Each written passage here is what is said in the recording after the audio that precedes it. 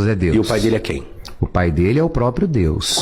Quantos deuses nós Existe temos? um só em 3 pessoas. Como que é isso? O senhor nega a Trindade? Não, não é questão de negar, é questão de explicação e fundamentação. Como que é isso? Me explique agora. A manifestação do Pai como Criador de todas as coisas, o Filho como a razão pela qual todas as coisas foram Certo. feitas, e sem ele nada do que existe existiria, e o Espírito como aquele que é o operário, que realiza todas as coisas desejadas pelo Pai e que são concretizadas no Filho. Esses 3 podem se manifestar ao mesmo tempo? Eles estão unidos. Não, veja bem. Não estou falando em unidade em pessoa. Eu falei se os 3 podem se manifestar distintamente ao mesmo tempo, pode? Pode, os 3 podem se manifestar, Então, como isso aí- se manifestaram. Então isso é politeísmo, não é monoteísmo? A grande confusão... Ou enoteísmo, melhor seria. também, Enoteísmo. É. Ah, tá. Ok, aí nesse quesito Nessa eu concordo contigo. perspectiva, inclusive nos primeiros séculos, a grande dificuldade de se crer para as novas comunidades convertidas era a ideia de que como acreditar que um Deus pode ser 3. Por isso que vai surgir desde o início, né, em Alexandria, a grande heresia Ário, de Ariano, presbiterário. porque a ideia de que Jesus não poderia trazer em si a divindade, né? E o primeiro concílio vai justamente servir para isso, dizendo que ele é verdadeiro Deus e verdadeiro homem, né? Que é o símbolo do credo de Nicéia. Se nós estamos lidando com a Bíblia, qual o fundamento bíblico para isso? Ou melhor dizendo, em qual momento Jesus assumiu ser Deus? De uma forma clara e explícita, dentro da sua logia, em qual momento isso se deu? Eu e o Pai somos um. Em que sentido? Qual o contexto? Dá para colocar o texto bíblico aí? Dá, o Pedrão providencia Dá para pra colocar aí? gente. Dá, Coloca aí Pedro, na tela para nós, por favor, João 14, por gentileza. João 14. Vamos ver o contexto, em qual sentido Jesus quis dizer que ele e o Pai é um. Vamos ver se foi em essência, em onipotência, em atributos naturais e morais, em grau de perfeição. Que isso é o que caracteriza que seria a divindade. João 14. Não se perturbe o vosso coração, credes em Deus, crede também em mim. Na casa de meu Pai há muitas moradas. Se não fosse assim, eu vos teria dito. Vou preparar Para um pouquinho, padre. lugar. Por que Jesus falou que na nossa casa há muitas moradas? Por que se colocou a casa do Pai e não nossa, já que ele é divino também? Por que não colocou que na casa do meu Pai há muito, na casa do meu Pai? Por que não colocou na nossa casa muitas moradas? Se não fosse assim, nós vos teríamos dito, iremos preparar-vos lugar. Por qual razão então ele colocou do Pai e não a nossa casa? Primeiro porque ele está ensinando que o Pai é nosso. Essa participação da humanidade na paternidade divina. Então a humanidade é por adoção. divina? A humanidade é divina. Nós somos sentido? imagem e semelhança de Deus. Mas que sentido, padre? Nós somos imagem e semelhança de Deus. Naquilo da potencialidade do bem, da unicidade, da bondade, de ser perfeito, de buscarmos a beleza, a unicidade, o belo e o verdadeiro, que são os atributos divinos. E o mal, onde entra nesse quesito? Porque nós somos mal também. Quando eu deixo de praticar o bem, porque o mal não é uma essência, o mal é uma ausência. O mal é uma ausência. A ausência do a bem. mentira seria o quê, padre? A ausência da verdade. Deus poderia mentir? Nunca. E se ele provar que Deus mentiu? Na Bíblia.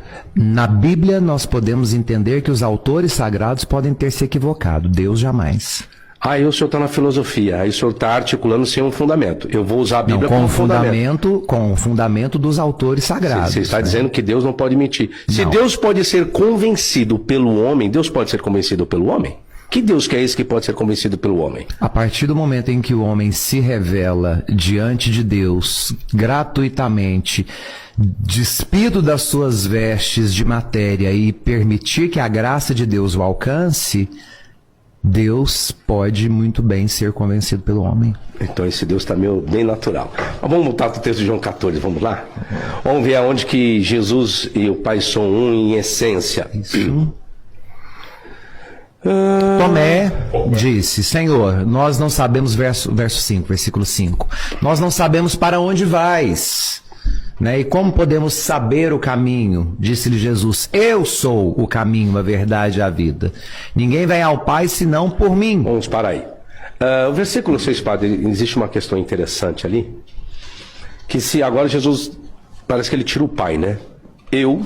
Apenas ele, eu sou o caminho, Eu vim para isso. e a verdade e a vida. Ninguém vem ao Pai senão por mim. Quando você pega esse senão, essa alternativa, essa conjunção condicional alternativa, senão por mim, não é vai ao Pai, como muitas pessoas entendem. Você tem que ter Jesus para ter acesso ao Pai lá na eternidade. Não está escrito isso. O verbo não é ir, o verbo é vir. Ninguém vê ao Pai. Então ele está dizendo que ele e o Pai têm alguma coisa em comum. Aí vamos continuar para ver o que seria isso? Se vós conhecesseis a mim, também conheceríeis a meu Pai. E já desde agora o conheceis e o tendes visto. Peraí. Vai entrar a questão ilógica que Felipe vai trazer esse argumento. Disse, Senhor, mostra-nos o Pai o que nos basta. Disse Jesus, estou há tanto tempo convosco e não me tendes conhecido, Felipe? Quem vê a mim, vê o Pai. E como dizes tu, mostra-nos o Pai? Não crês tu, um ato de fato, não, ato de crença, de fé. Não crês tu que eu estou no Pai, que o Pai está em mim? Agora vê o detalhe. As palavras que eu vos digo, não as digo de mim mesmo, mas o Pai quem está em mim, é Ele quem faz as obras. Isso. Então você tem aí a construção do Logos, que é a construção do Evangelho de João. Então você tem a palavra Logos, e você tem o cumprimento dessa palavra por intermédio do Pai. Logo são duas coisas distintas. A palavra não é ação, a ação vem por intermédio da palavra. Isso. A palavra por si só, ela só pode ser construída se o Pai construir por intermédio da palavra. Então já são coisas distintas, não são a mesma coisa nesse caso. Tá? Próximo versículo. 11. Credes, ok, já foi. Credes-me. Crede-me que eu estou no Pai e o Pai em mim. Crede ao menos por causa das mesmas obras. Na verdade, vos digo que aquele que crê em mim também fará, olha que interessante isso, as obras que eu faço, e as fará maiores do que estas, pronome demonstrativo daquele que ele já tinha feito, porque eu vou para o meu Pai. Assim, como que ele vai se o Pai já está? Você vê que não é uma construção redundante. Você vê que quando você vai segmentando o texto, primeiro ele coloca que o Pai está com ele. Eu sou o caminho, a verdade e a vida. Ninguém vem ao Pai a não ser por mim. Porque eu e o Pai estamos aqui juntos, fazendo as mesmas obras. Eu sou o verbo, o Pai é a ação. Mas vocês farão algo maior daquilo que eu já fiz. Aí eu estou divinizando os seres humanos também, dentro desse contexto. Só que eu vou para o meu Pai. Mas só que o Pai já não estava com ele, fazendo as ações. Então o Pai tem que continuar com os seres humanos que fariam as mesmas ações. Hermeneuticamente é isso que o contexto está dizendo que João quer relatar. Aí eu lhe pergunto, padre, dentro desse texto de João 14, não está colocando que os dois têm a mesma essência. Diz que os dois podem fazer a mesma obra, mas que cada um tem uma funcionalidade diferente do outro. Como que é isso dentro de uma unidade? Três personas numa única divindade.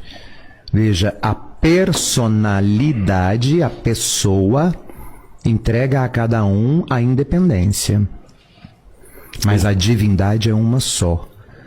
Deus se desdobra enquanto Pai que deseja, enquanto Filho que cumpre, enquanto Espírito que realiza.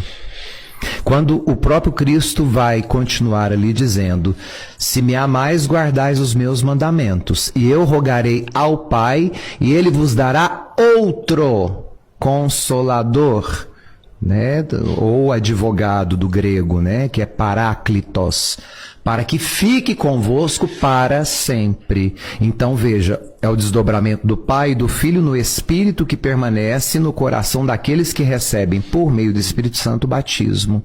O Espírito de verdade que o mundo não pôde receber, porque não o vê nem o conhece.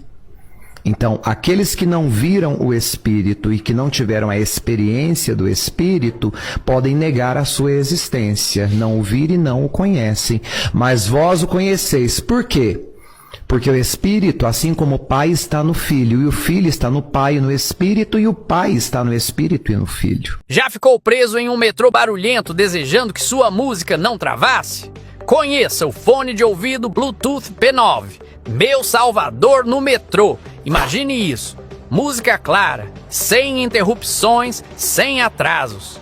Perfeito para aqueles trajetos imprevisíveis. Posso até atender chamadas sem tirar os fones. Totalmente sem as mãos. Fale sobre conveniência enquanto permanece sintonizado. Se áudio sem interrupções e conversas sem complicações parecem o companheiro de viagem perfeito, agarre já o auricular Bluetooth P9. Transforme a sua rotina diária numa experiência suave.